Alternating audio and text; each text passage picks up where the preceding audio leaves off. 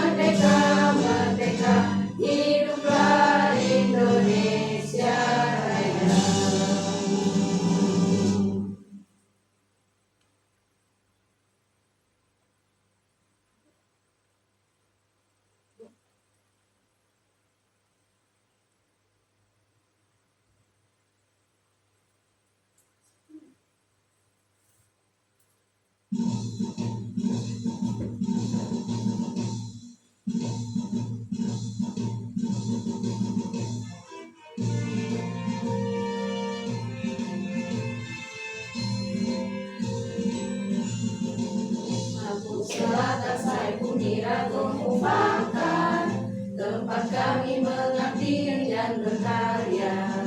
Beragam suku, adat dan budaya, kokohkan persatuan bangsa. Lampung Selatan bumi subur rakyat makmur, sebagai pintu gerbang Jawa Sumatera.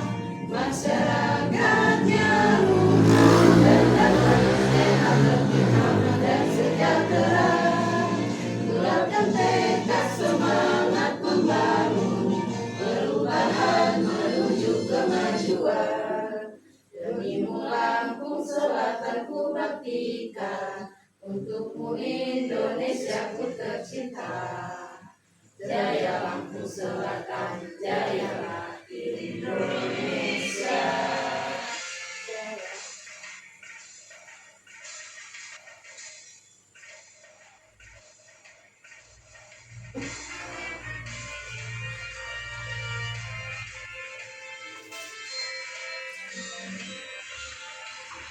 Silakan gembira ngomong fakta, tempat kami mengabdi dan berkarya. Beragam suku, adat dan budaya, kokohkan persatuan bangsa. Lampung Selatan bumi subur, rakyat makmur, sebagai pintu gerbang Jawa Sumatera. Masyarakatnya rukun dan damai, sehat, tertib, aman dan sejahtera. Bulatkan tekad semangat membangun perubahan menuju kemajuan. Demimu Lampung Selatan ku baktikan, untukmu Indonesia ku tercinta. Jaya Lampung Selatan, jayalah Indonesia. Jaya Lampung Selatan, jayalah Indonesia.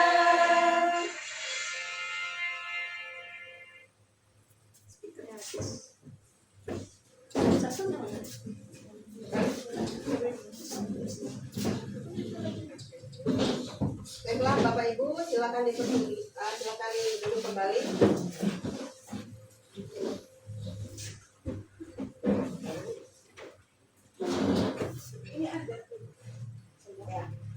Ini setelah kita menyanyikan lagu Indonesia Raya dan lagu Mas Lampung Selatan, saatnya saya akan memulai presentasi pada modul 1.4 budaya positif. Nah, ini yang pertama kali akan saya paparkan yaitu pembelajaran berpusat pada siswa atau murid. Bluetooth mode. Pembelajaran berpusat pada siswa adalah sebuah proses untuk mendorong siswa agar terlibat secara aktif dalam kegiatan pembelajaran dengan mempertimbangkan karakteristik siswa. Melalui penerapan pembelajaran yang dipusatkan pada siswa, memungkinkan siswa untuk belajar secara mandiri dan berpartisipasi aktif dalam pembelajaran, serta siswa selalu ditantang untuk berpikir kritis. Seorang guru harus memiliki kemampuan dalam mewujudkan budaya positif di sekolah. Budaya positif tersebut dapat dijalankan dengan menerapkan konsep-konsep inti seperti budaya positif motivasi atau disiplin positif motivasi, perilaku manusia, keyakinan sekolah atau kelas, kebutuhan dasar manusia, posisi kontrol restitusi, serta segitiga restitusi. Disiplin positif. Nah, ini disiplin positif merupakan suatu cara penerapan disiplin yang mengajarkan anak bertanggung jawab dan menumbuhkan kesadaran diri berdasarkan nilai-nilai kebajikan.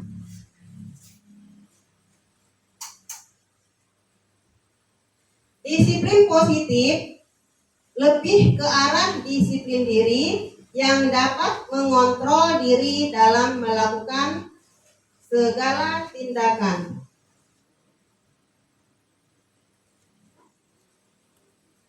Selanjutnya,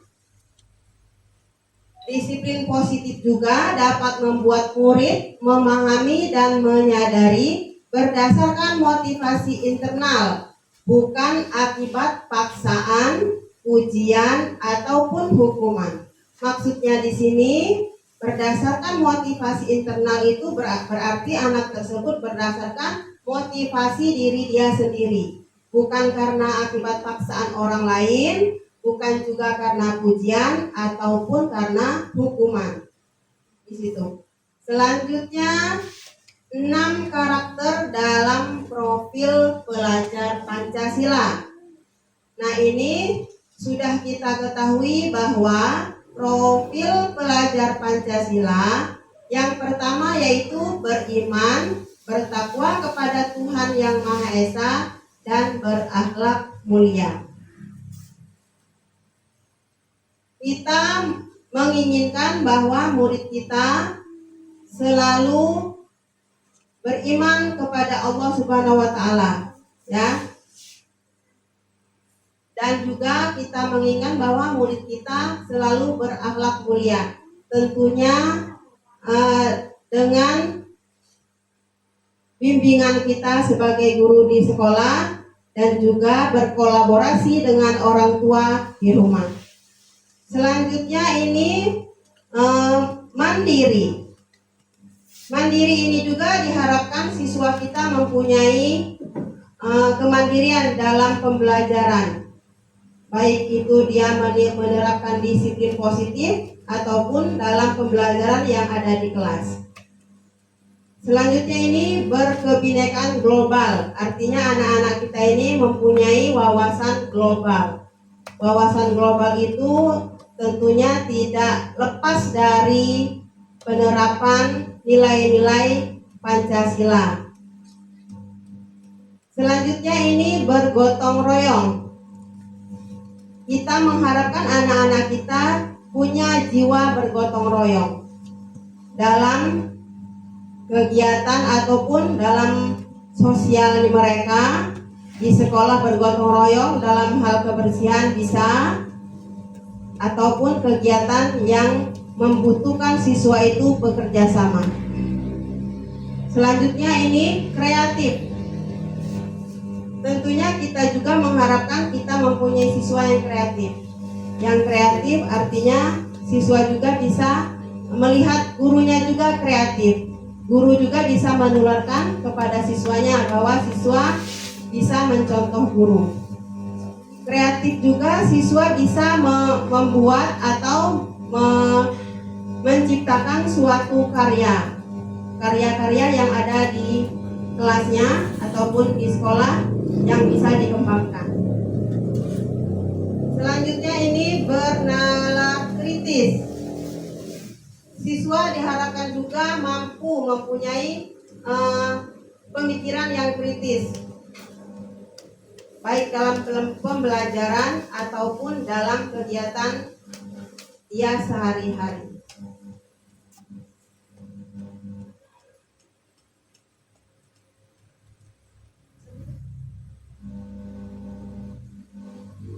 Selanjutnya ini motivasi perilaku manusia, ya.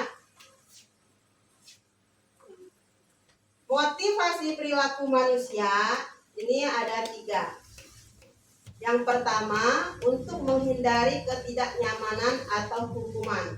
Jadi manusia itu ya dimotivasi oleh perilaku untuk menghindari ketidaknyamanan atau hukuman tersebut. Ini motivasi manusia itu berperilaku yang pertama menghindari ketidaknyamanan atau hukuman. Selanjutnya untuk mendapatkan imbalan ataupun penghargaan dari orang lain. Kita mempunyai perilaku, kita menginginkan imbalan ataupun menginginkan penghargaan dari orang lain. Nah ya, itu salah satu memotivasi kita sebagai manusia untuk berperilaku. Selanjutnya ini untuk menjadi orang yang mereka inginkan dan menghargai diri sendiri dengan nilai-nilai yang mereka percaya.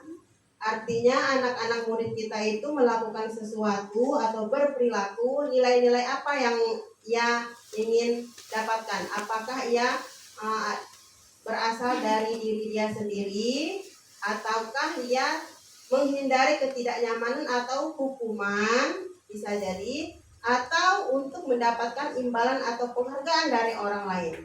Coba Bapak Ibu saya tanya, kira-kira kita sebagai guru ini, kita menginginkan siswa kita itu perilakunya itu apakah untuk menghindari ketidaknyamanan atau hukuman, ataukah untuk mendapatkan imbalan atau penghargaan dari orang lain, ataukah untuk menjadi orang yang mereka inginkan dan menghargai diri sendiri? Kira-kira kita itu menginginkan anak kita yang mana? Ya, menghargai diri sendiri. Berarti kita menginginkan anak kita menghargai diri dia sendiri.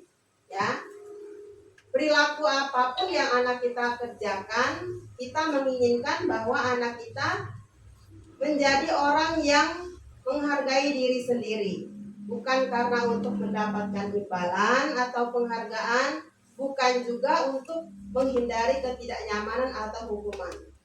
Sepakat ya Bapak Ibu ya, kita menerapkan pembelajaran kepada anak-anak kita di sekolah kita, berarti itu untuk menghargai diri dia sendiri. Sepakat ya Bapak Ibu?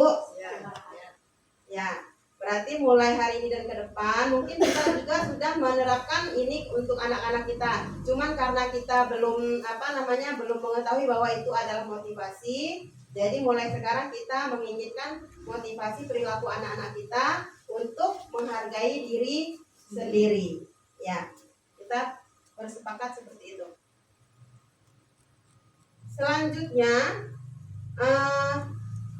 keyakinan sekolah atau kelas. Bapak Ibu sudah membuat keyakinan sekolah atau kelas ya? Sudah. Ya, alhamdulillah. Berarti sudah diterapkan kepada anak-anaknya ya? Sudah. Keyakinan kelas, minggu yang lalu atau yang kemarin kita membuat peraturan kelas ya? Peraturan kelas. Nah, peraturan kelas itu sama tidak dengan keyakinan kelas? Peraturan kelas sama tidak dengan keyakinan kelas? Kira-kira sama nggak ya Bapak Ibu? Beda ya? Ya beda ya, benar ya? Beda. Kira-kira bedanya apa ya?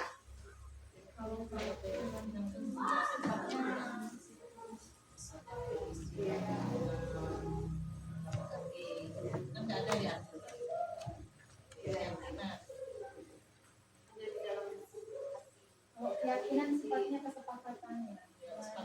Sehingga anak-anak yakin dengan kesepakatan yang dibuat. Kalau peraturan itu sepertinya kayak kaku ya. Nggak mau ikut. Ya. Betul, ya. Memang beda antara keyakinan dan peraturan.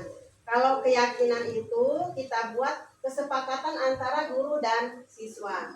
Tetapi kalau peraturan itu peraturan dibuat oleh sebelah pihak atau salah satu pihak. Yang membuat peraturan adalah guru, berarti anak tidak dilibatkan. Tetapi kalau keyakinan itu guru dan anak semua terlibat, atau guru dan murid semua terlibat, mempunyai kesepakatan, ya. Jadi itu berarti betul ya, berbeda antara peraturan dan keyakinan. Selanjutnya ini keyakinan sekolah atau kelas. Guru berperan dalam mewujudkan terbentuknya keyakinan sekolah atau kelas dengan adanya kesepakatan antara guru dan murid. Betul Ibu-ibu ya, Bapak Ibu ya. Tadi sudah kita bahas, yaitu keyakinan itu kesepakatan antara guru dan murid. Ya, itu keyakinan. Nah, keyakinan sekolah atau kelas berupa pernyataan-pernyataan universal yang mudah diingat dan dipahami dan harus diterapkan di lingkungan sekolah. Berarti keyakinan kelas atau sekolah yang sudah kita buat ini harus diterapkan di sekolah. Karena budaya positif itu juga berasal dari keyakinan kelas yang dilaksanakan. Gitu. Contoh keyakinan kelas seperti tata tertib sekolah, peraturan kelas. Nah ini ya, tata tertib sekolah ini menjadi keyakinan sekolah. Peraturan kelas ini menjadi keyakinan kelas. Berarti ini kalimat-kalimat yang bisa kita rubah Dahulu kita memakai tata tertib sekolah, bisa diubah menjadi keyakinan sekolah. Karena ini merupakan kesepakatan antara siswa dan guru.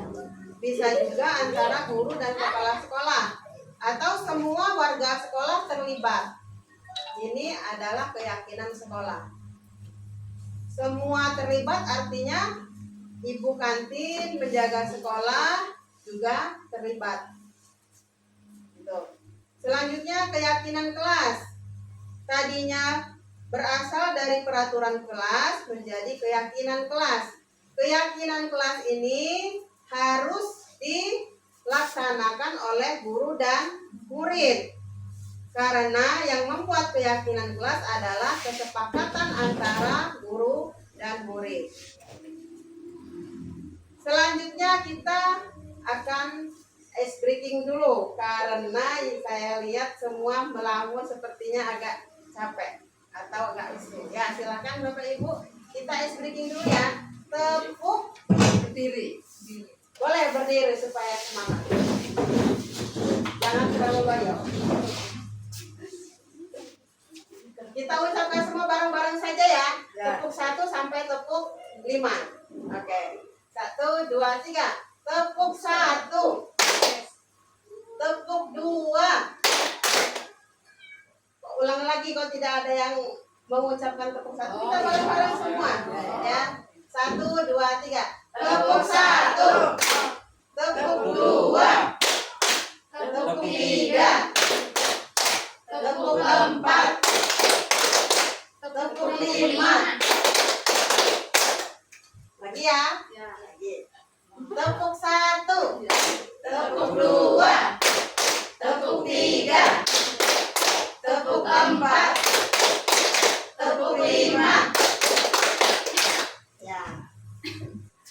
Ya, terima kasih. Silakan dulu lagi. Ya.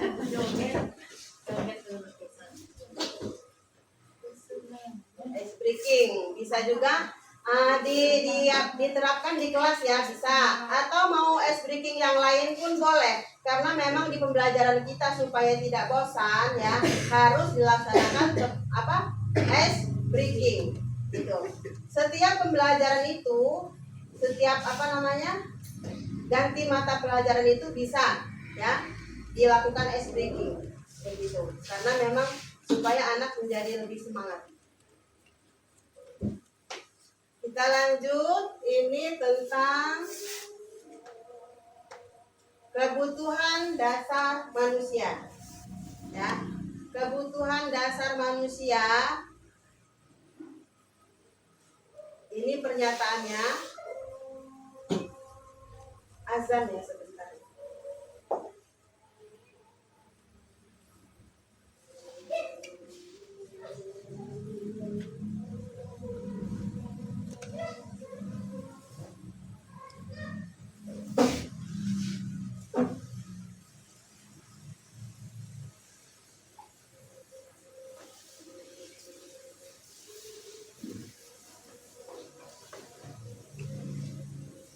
Mendengar tidak sih? Yang saya ya lanjut aja ya. Ya, kebutuhan dasar manusia. Pernyataannya, ketika seorang murid melakukan suatu perbuatan yang bertentangan dengan nilai-nilai kebajikan atau melanggar sebenarnya dikarenakan mereka gagal memenuhi kebutuhan dasar mereka. Jadi di dalam kelas itu kalau ada anak-anak kita yang perilakunya kita tidak mengharapkan atau tidak kita harapkan ya, berarti mereka itu ada kebutuhan dasar mereka yang belum terpenuhi gitu. Kebutuhan dasar manusia ini ada 5. Yang pertama yaitu bertahan hidup. Yang kedua kasih sayang dan rasa diterima. Yang ketiga penguasaan. Yang keempat kebebasan. Dan yang kelima adalah kesenangan. Inilah kebutuhan dasar manusia.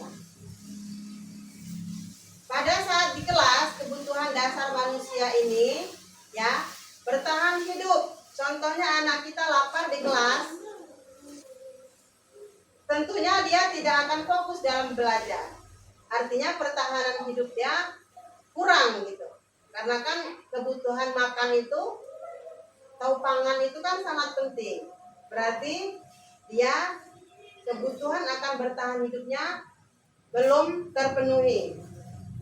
Kalau ada anak kita misalnya dia belajarnya malas-malasan atau dia mengganggu temannya karena karena dia belum sarapan, itu artinya kebutuhan dasar bertahan hidupnya belum terpenuhi.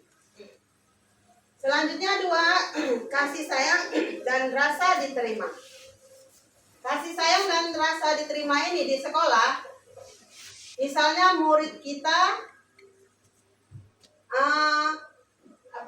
dia belum mendapatkan perhatian dari kita pada hari itu.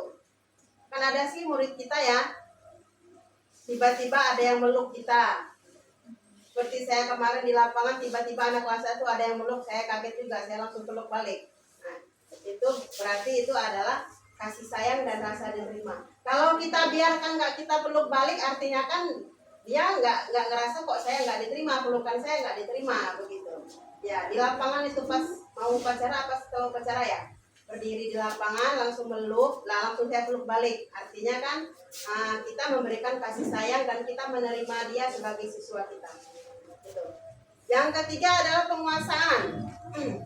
Penguasaan ini kalau misalnya murid kita ya ada yang dia mengganggu temannya, tetapi temannya tidak merespon, dia ingin menguasai temannya.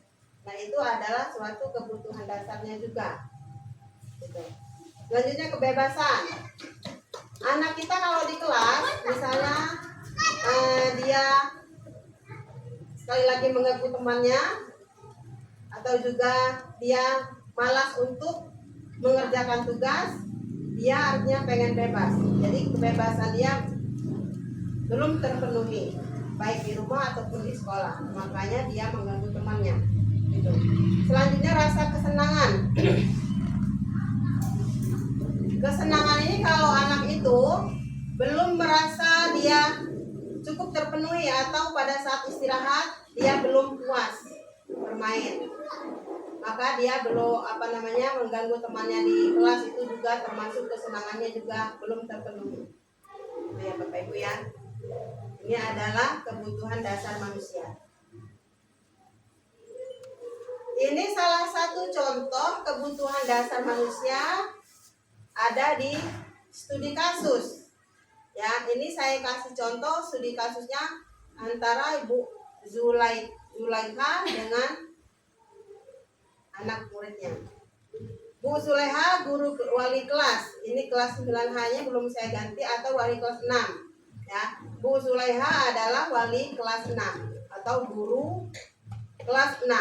Sedang bingung menghadapi ulah salah satu murid di kelasnya, Tommy.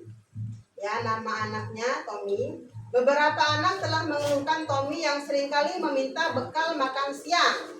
Nah, ini bekal makan siang. Mereka dengan paksa. Tommy ini memaksa teman-temannya meminta bekal makan siangnya. Jika Anda menghadapi situasi seperti Ibu Zulaikha, apa yang akan Anda lakukan? Menurut Anda, apa kira-kira alasan Tommy? Kira-kira apa Bapak Ibu yang Bapak Ibu lakukan kalau misalnya menghadapi situasi seperti itu? Kira-kira apa? Untuk salah satu Kebutuhan hidupnya salah satu tadi karena kebutuhan berat belum terpenuhi. Ya, gitu. Ini kan ada 5 ya. Yang pertama tadi kebutuhan hidupnya belum terpenuhi. Ya. Dan yang kedua ada kebutuhan sayangnya. Mungkin Tommy bersikap seperti itu karena kebutuhan hidupnya belum terpenuhi, atau mungkin juga bisa juga ya karena ya memang usil mungkin gitu ya, atau ya untuk mencari perhatian gitu, mungkin kasih sayang tadi itu yang belum didapatkan. Ya, ya betul ya Bu Emi ya. Ada lagi yang lain mau menambahkan?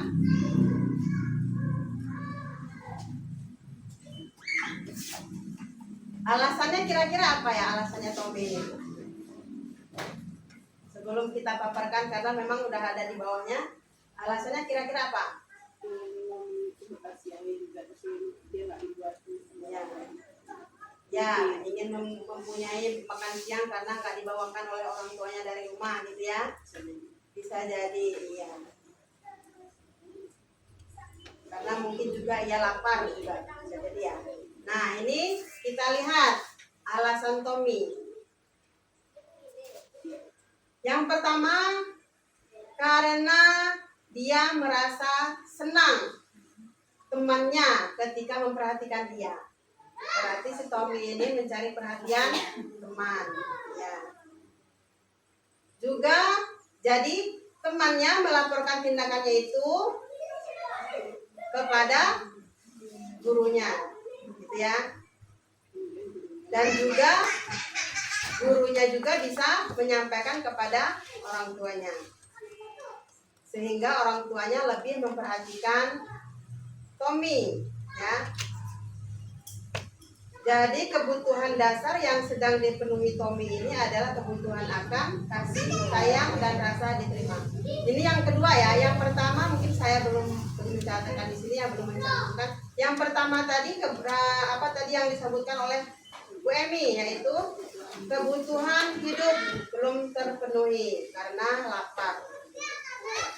Ini alasan yang kedua. Alasan yang ketiga, karena temannya jadi takut dengan dia dan menuruti keinginannya. Berarti rasa yang sedang kebutuhan dasarnya si Tommy ini adalah kebutuhan kekuasaan. Ya.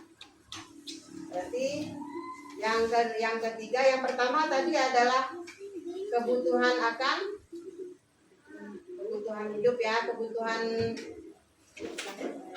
bertahan hidup ya. Yang pertama adalah kebutuhan bertahan hidup. Yang kedua adalah rasa kasih sayang dan diterima ya, kasih sayang dan rasa diterima. Yang ketiga adalah kekuasaan, dan yang keempat ini karena dia merasa bosan ya dengan bekal makanan yang dibawakan oleh ibunya dari rumah. Oleh karena itu dia ingin mencoba makanan beraneka ragam. Maka Tommy mengganggu temannya supaya memenuhi kebutuhan rasa untuk bebas. Berarti maksudnya itu bebas dari makanan yang disediakan oleh orang tuanya. Ini nggak bagus juga ya, karena memang dia mengganggu temannya kan di rumah mungkin dibawakan itu saja. Ini mungkin bisa jadi referensi kita ya Bapak Ibu, kalau membawakan anak kita bekal bisa diganti-ganti, tetapi terus terang aja anak saya memang sukanya telur-telur. Ya. Jadi bawa telur setiap hari, ya enjoy aja. Mau temannya bilang apa ya enjoy. Gitu ya. Alasan Tommy yang kelima, karena ia melakukannya iseng saja, dan ia menikmati ekspresi wajah teman-temannya yang kesal karena diambil makanannya.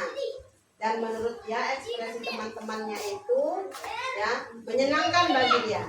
Berarti si Tommy ini memenuhi kebutuhannya akan kesenangan. Ada juga yang murid kita seperti itu di kelas ya.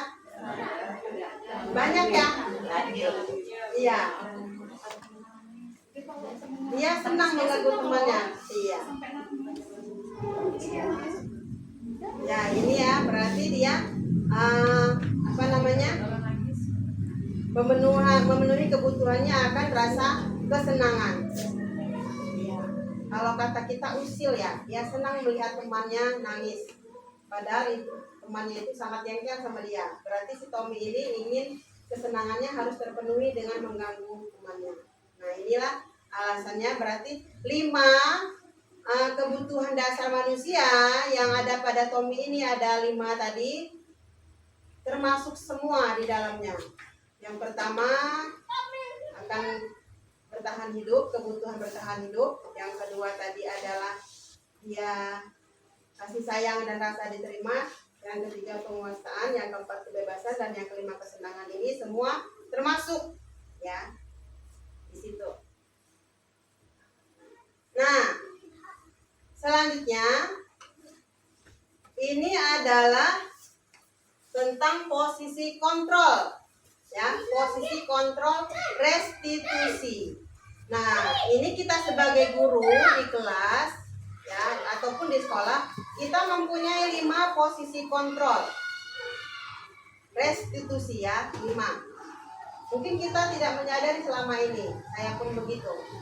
Ternyata sebagai guru itu kita mempunyai 5 posisi kontrol restitusi namanya ya. Nah, ini dia posisi kontrol restitusi.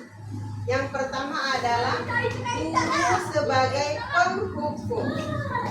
Ya, ini guru sebagai penghukum. Ya, yang kedua, guru sebagai pembuat merasa dia bersalah. Ya. Yang ketiga, ini guru sebagai teman. Yang keempat, ini guru sebagai pemantau. Dan yang kelima adalah guru sebagai manajer. Ini semua adalah untuk murid-murid kita. Ya, 5 posisi kontrol yang ada pada diri kita. Nanti kita akan lihat posisi kita berada di mana. Ya, semua ini ada pada guru semua. Tetapi mulai sekarang kita mau menerapkan posisi kontrol kita yang mana, gitu. Ya. Nih, silakan diperhatikan Bapak Ibu, posisi kontrol restitusi. Kalau kita sudah ini, nanti akan saya tayangkan contoh video bagaimana sih guru sebagai penghukum, bagaimana juga guru sebagai pembuat merasa bersalah, bagaimana juga sebagai teman, bagaimana juga sebagai pemantau, dan bagaimana kita sebagai guru sebagai manajer. Ini khusus bagi anak-anak kita. Nah, ini adalah contoh guru sebagai penghukum.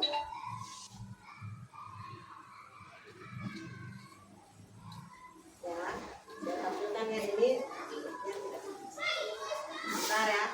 Guru sebagai penghukum.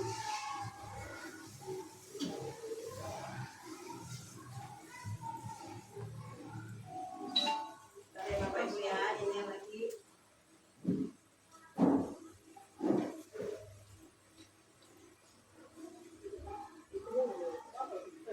Apa namanya? Bentar ya Bapak Ibu ya, bentar lagi ya operasikan. Dokumennya mana? Dokumen.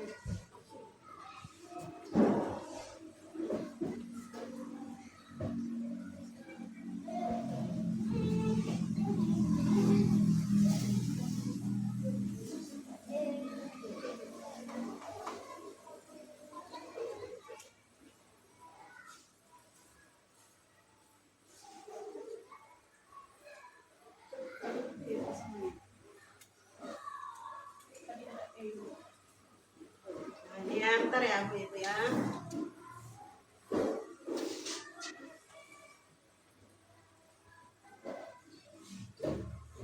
Sebagai penghukum ya tadi ya, guru sebagai penghukum.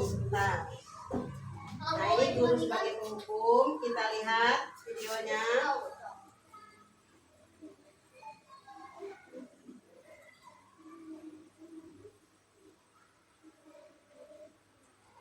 Posisi kita sebagai guru ini sebagai penghukum.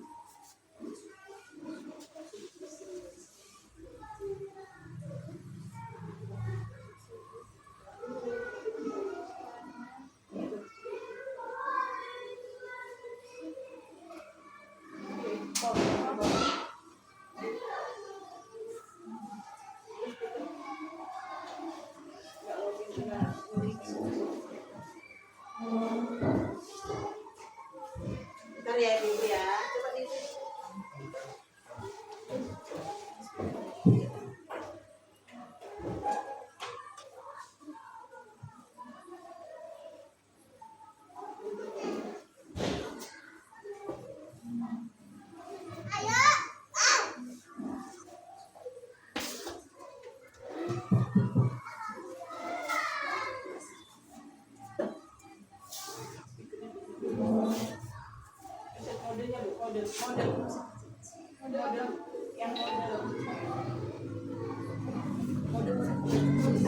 Kalau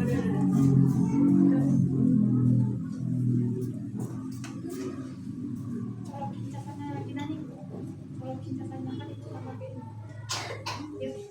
diatris itu mengakilin itu. Tapi karena apa aja? Connected.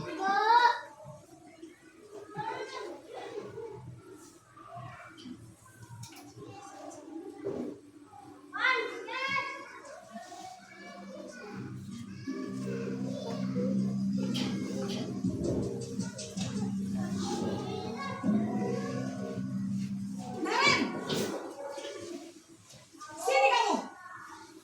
Ya. Selamat pagi Bu.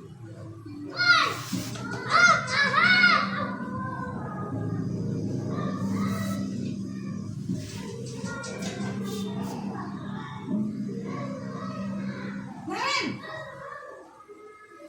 Sini kamu. Selamat pagi Bu. Selalu terlambat. Kamu deh pasti terlambat. Maaf Bu, saya Apa? Apa coba? Alasan kamu apa lagi? Kapan sih kamu tidak terlambat? Malas sekali ya kamu jadi anak. saya Dasar pemalas. Gak kapok-kapok sih kamu. Sudah berapa kali terlambat? Sana, kamu keliling lapangan basket 2 kali. kenapa saya harus ke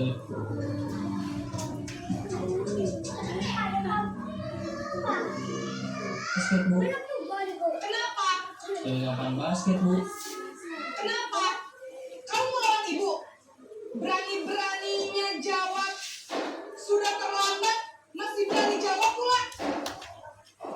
Sekarang, keliling lapangan basket 5 kali sekalian. Biar kapok. Cepat. Pergi sana ke lapangan basket. Itu sebagai penghukum. Ya. Kira-kira seperti itu ya Bapak Ibu ya. Kita sebagai guru itu posisi kita sebagai penghukum untuk anak-anak kita. Contohnya seperti itu, ya. Selanjutnya kita akan memposisikan kita sebagai contoh sebagai pembuat merasa bersalah, ya. Kita contoh pembuat merasa bersalah. Mari kita saksikan bersama-sama videonya. Nah, ini posisi kita sebagai pembuat merasa bersalah.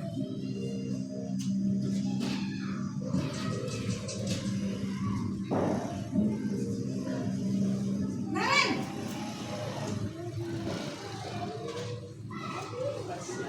Selamat pagi Bu. Naren. Kamu kenapa terlambat lagi, nak? Ya Tuhan, Naren. Kamu senang ya bikin ibu susah ya?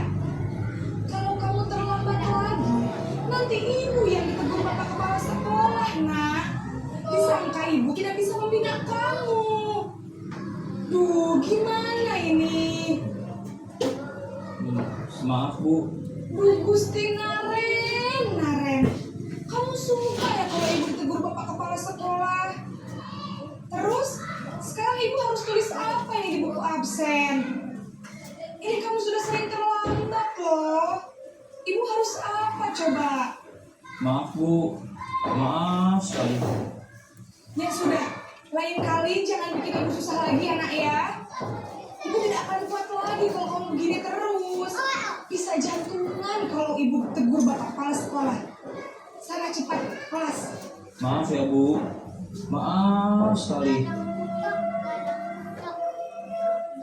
Itu posisi kita sebagai guru membuat anak murid kita merasa bersalah. Yang tadi sebagai kita penghukum, ya. Selanjutnya ini tentang sebagai teman. Nah, posisi kita sebagai guru, kita bisa memposisikan kita sebagai temannya murid.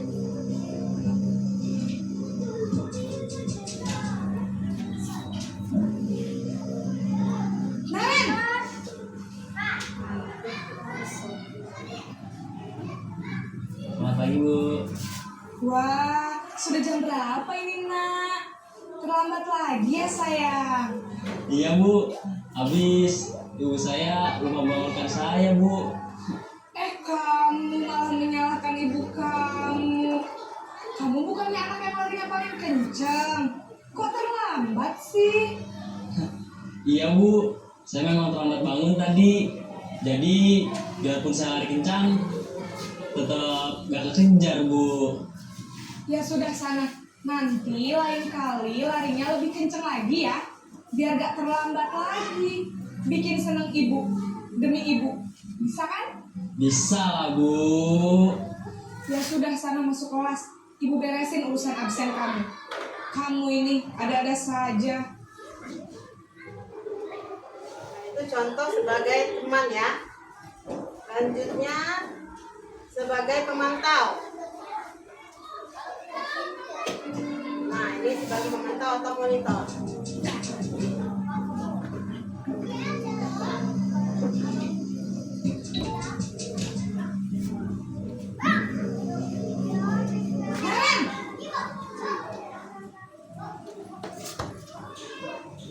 Selamat pagi Bu.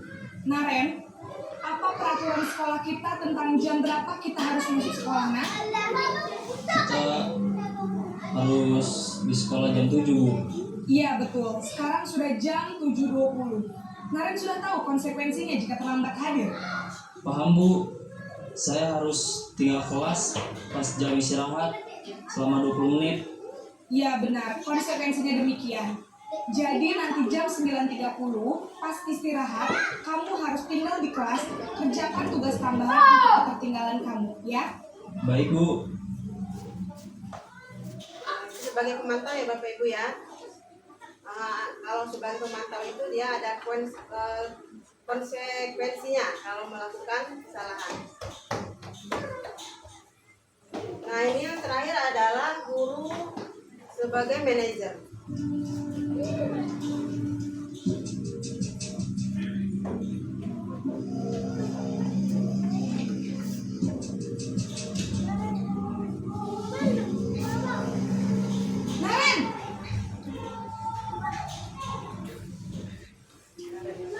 Selamat pagi Bu. Selamat pagi, Naren. Maaf Bu, saya terlambat. Iya, sekolah masuknya jam 7, sekarang sudah jam 7.20. Jadi sekarang bagaimana ini, Naren? Maaf Bu, saya lupa setel alarm saya semalam. Baiklah, menurut kamu, keyakinan sekolah yang mana yang perlu kamu tingkatkan? Menghargai diri sendiri dan orang lain mungkin ya Bu. Setuju. Jadi, apakah Naren meyakini prinsip saling menghormati tersebut? Iya Bu, saya meyakininya. Apakah Naren bersedia memperbaiki masalah keterlambatan ini? Bersedia Bu. Bagaimana kamu akan perbaiki masalah keterlambatan ini? Saya akan coba untuk tidak lupa menyetel alarm saya Bu. Baik, kalau Naren lupa menyetel alarm di rumah, ada orang yang kira-kira bisa bantu mengingatkan tidak? Ada Bu, kakak saya, Kak Emma. Ada lagi selain Kak Emma? Selain Kak Emma, ada ibu saya. Baik, jadi yang mengingatkan Naren adalah Kak Emma dan ibu kamu ya? Kira-kira akan mulai start alarm kapan nih Naren? Setelah pulang sekolah, akan segera saya lakukan. Baik, jadi Naren akan setel alarm untuk bangun besok pagi dan akan diingatkan oleh kakak dan ibunda Naren ya. Ada lagi yang mungkin perlu dilakukan Naren agar tidak terlambat bangun lagi? Tidak ada Bu. Baik Naren, terima kasih untuk kerjasama kamu. Sekarang kamu perlu kembali ke kelas untuk belajar. Baik Bu, terima kasih.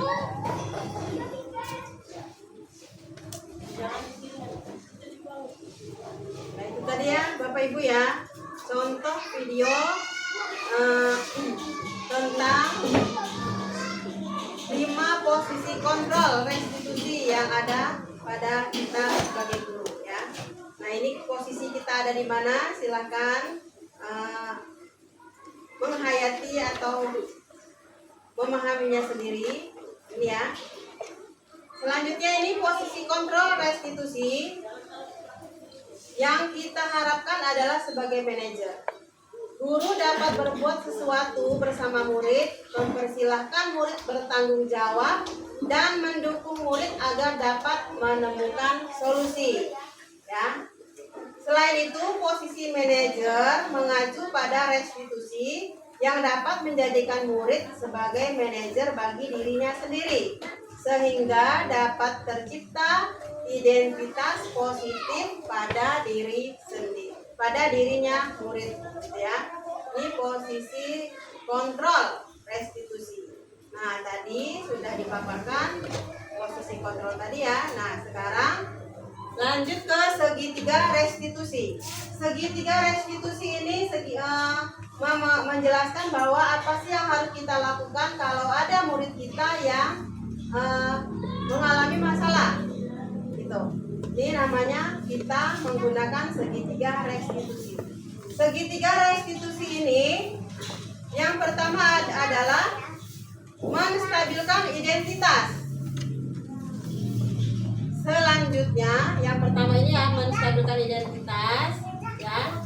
Yang kedua adalah validasi kebutuhan, dan yang ketiga adalah menanyakan keyakinan. Nah, menanyakan keyakinan ini keyakinan kelas yang telah kita buat, ya.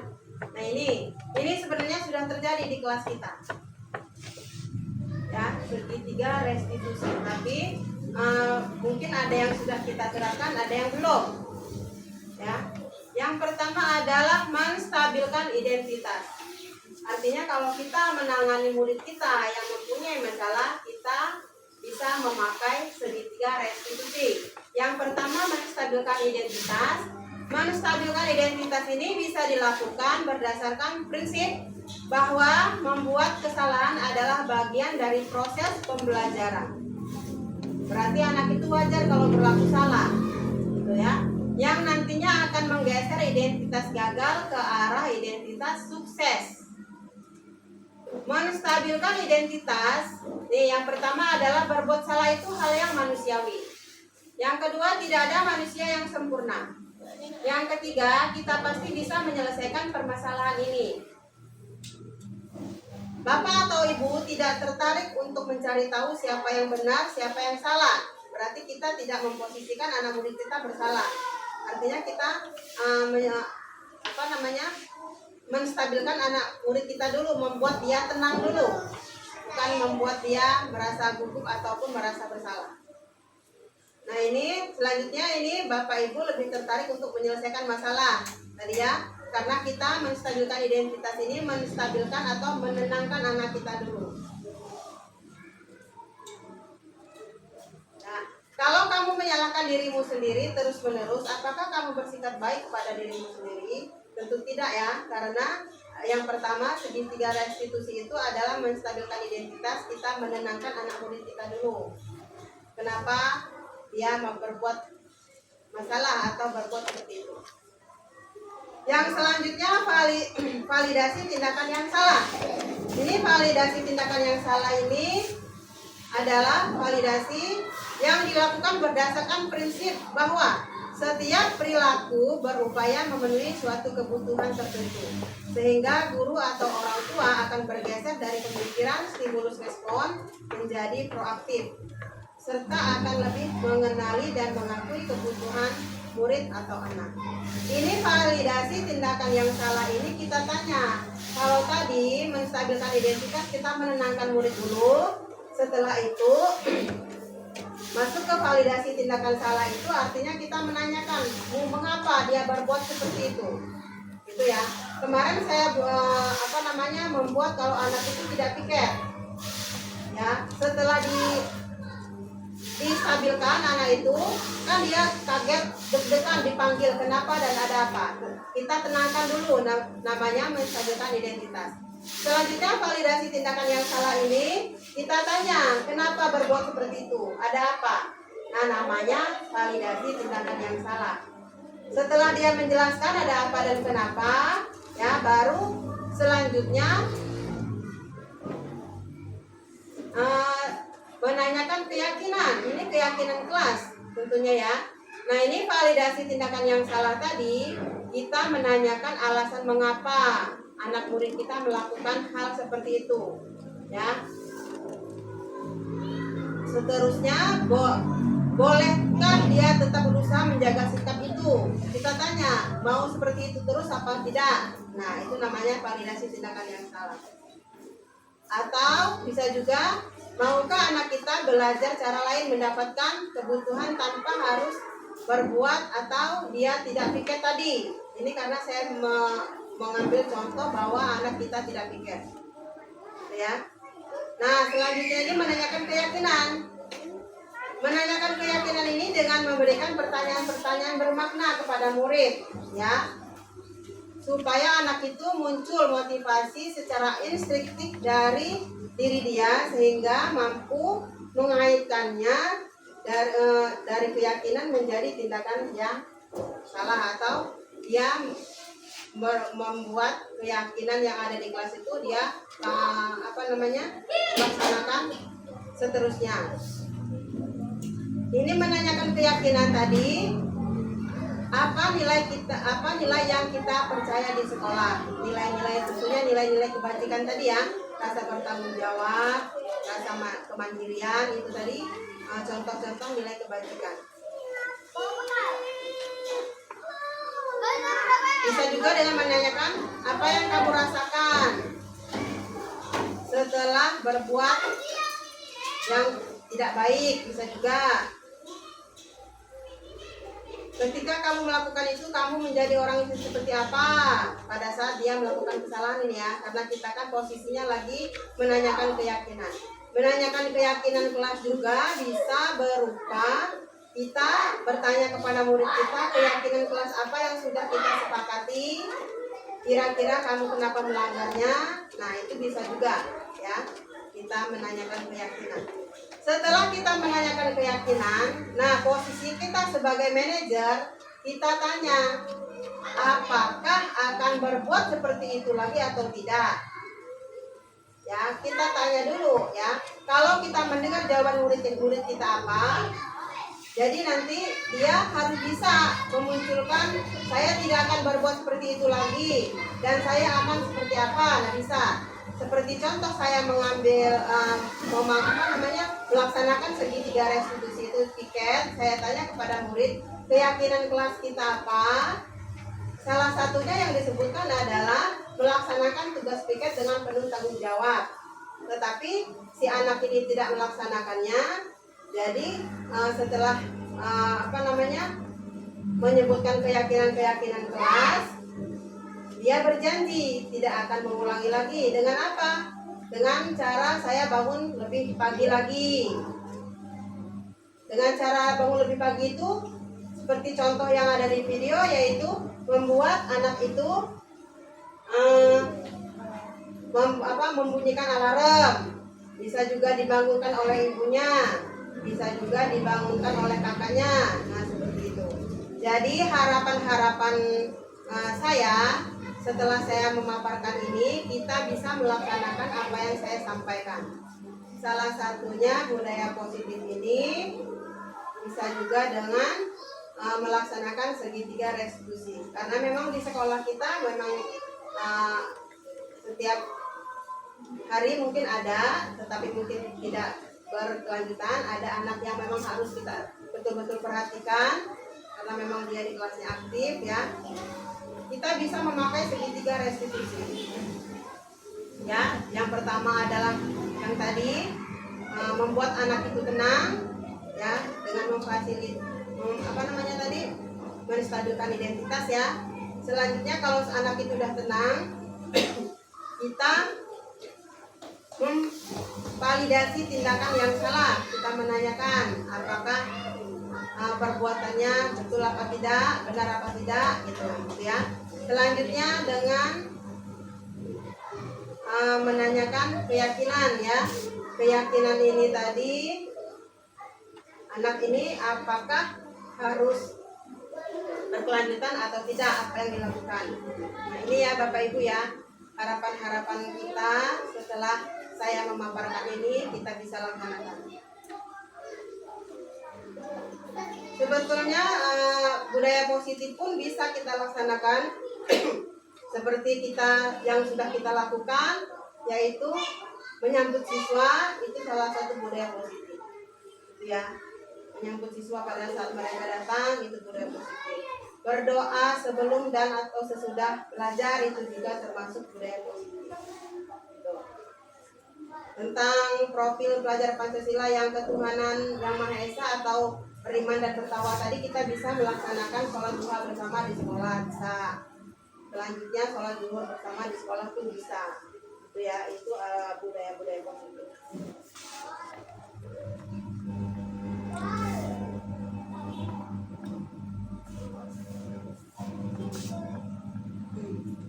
Nah ini ya. Nah ini yang pertama tadi saya paparkan bahwa seorang guru yang baik harus memiliki kemampuan dalam mewujudkan budaya positif di sekolah. Budaya positif tersebut dapat dijalankan dengan menerapkan konsep-konsep inti, ya, disiplin positif motivasi, perilaku manusia, keyakinan sekolah atau kelas, kebutuhan dasar manusia, posisi kontrol restitusi, dan yang terakhir adalah segitiga restitusi. Nah, terima kasih. Nah, itulah tadi ya Bapak Ibu ya pemaparan saya. Semoga ini bermanfaat untuk kita semua, khususnya di sekolah kita, baik untuk kita sebagai guru ataupun untuk murid-murid kita, sehingga kita menjadi lebih baik lagi demi memajukan pendidikan di SD 2 Palembang khususnya di Lampung Selatan umumnya, serta kita bisa memajukan Indonesia pada umumnya. Terima kasih atas waktunya. Saya akhiri. Wabillahi taufiq wal hidayah. Wassalamualaikum warahmatullahi wabarakatuh. Waalaikumsalam.